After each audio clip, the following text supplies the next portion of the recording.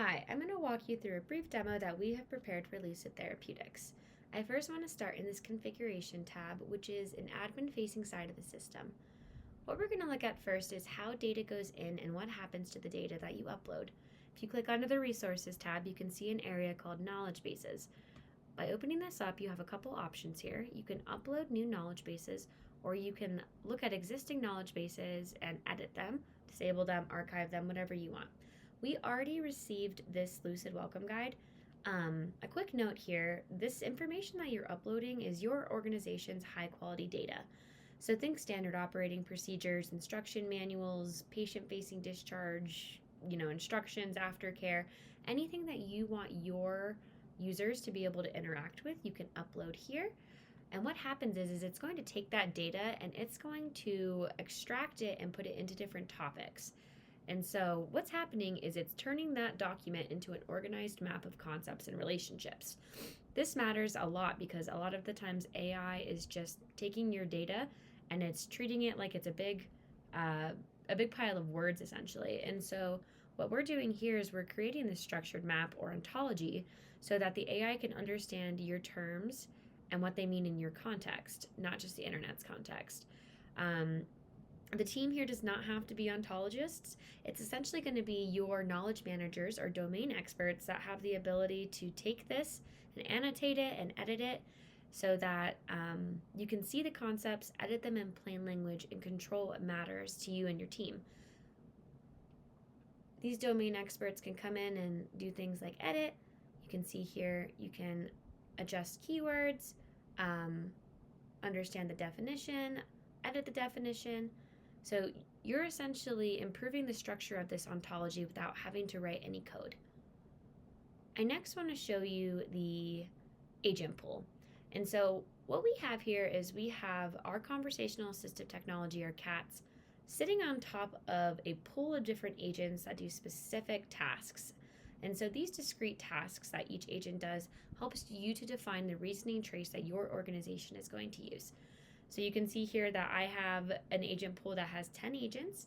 You can look and to see the different ones. We have, classifying, greeting, ending a conversation, redirecting. You have an onto answer, which is essentially your CAT's identity, out of scope, MCP answer, web answer, no web answer. You can adjust these as you need to in order to change the reasoning strategy to fit what your organization is wanting and how you want your CAT to interact with your users.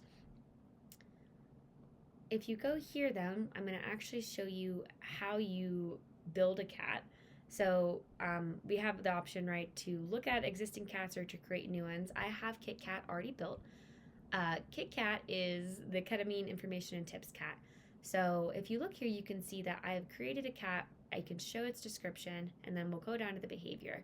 But what this CAT's job is to do is it's going to prepare users to understand the treatment that they're getting at Lucid Therapeutics. So it's essentially like a preparation support CAT.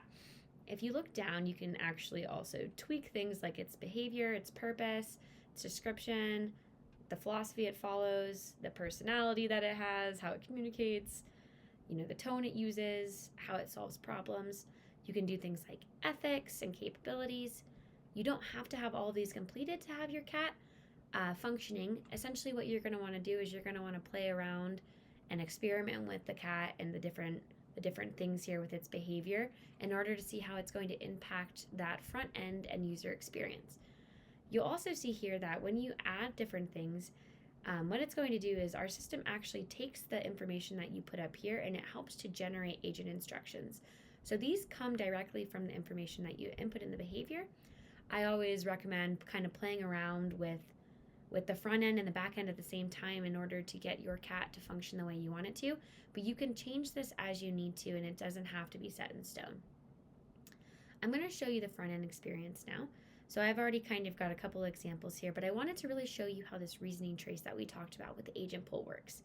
So if you look here, you can see something like hello, and you'll see here that it routed it to a greeting agent. You can see that this happened because a simple greeting was initiated.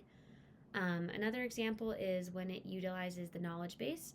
So this is when it's able to take input and match it to the hierarchical topics that we discussed when we were going over the knowledge base. So you can see, I'm honestly kind of nervous. I just booked my first session and don't really know what I signed up for. It's still going to take the instructions of behavior and answer that question that way, but it's going to pull information from the knowledge base. So you can see there's a before, during, and after. You can see here that the knowledge base agent was used because it was able to match that and map it to the knowledge in your knowledge base. These are just a couple more examples of knowledge base ones. If we scroll down here, I'm actually just going to show you, what dose of ketamine should I be taking? We wanted the cat to not be able to give medical advice, and so you'll see here, because dosing is a clinical decision, it's crucial to follow the guidance provided by your medical team at Lucid Therapeutics. This one is ending to the end conversation agent. It can see here that there was closure that it wanted to have, so the discussion is over. You can also see here, like if I say, what's your purpose? This is going to route to that onto answer, which is a part of that cat identity. So the thing that you do in the cat builder, it's going to be a part of that cat's instructions, and that's why the onto answer is used when you ask it things like its purpose, its name, what are the guiding principles. And if I say something like go suck on a snail, we actually have a redirect agent. So again, it's saying it feels negative sentiment and wants special handling. So it's redirecting the conversation to hopefully to get the user back on topic. I want to flip back now over to this dashboard, and I wanted to show you this last because I think it makes a little bit more sense when you can see the full picture. This is going to be the space where your organization's admin lives, and so from this angle, they're able to really see the health of the system. You can look at things like trust readiness, security compliance, traffic limits, billing. The whole system health is available from this screen. What I want to really focus on right now is that usage analytics piece. And so this is going to be the space where your admin is able to see, how many users are using it, what kind of questions are they asking, and what kind of answers the system is providing to it. So you can kind of come here and you can see these topic distributions actually match to those clusters in the knowledge base. And so you can see all the different topics right here.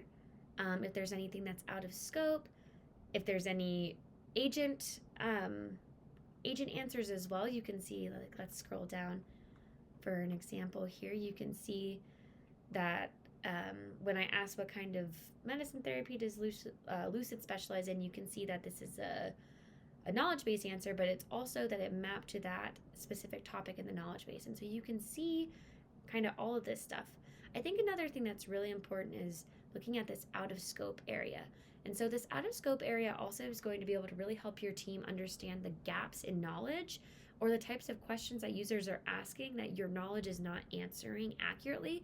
This can help to flag things so that the domain experts, those knowledge managers, can go in and tune that ontology a little bit more, or it can really help people on your team understand if there are questions that just aren't in those knowledge bases. So it's really helping to surface those gaps.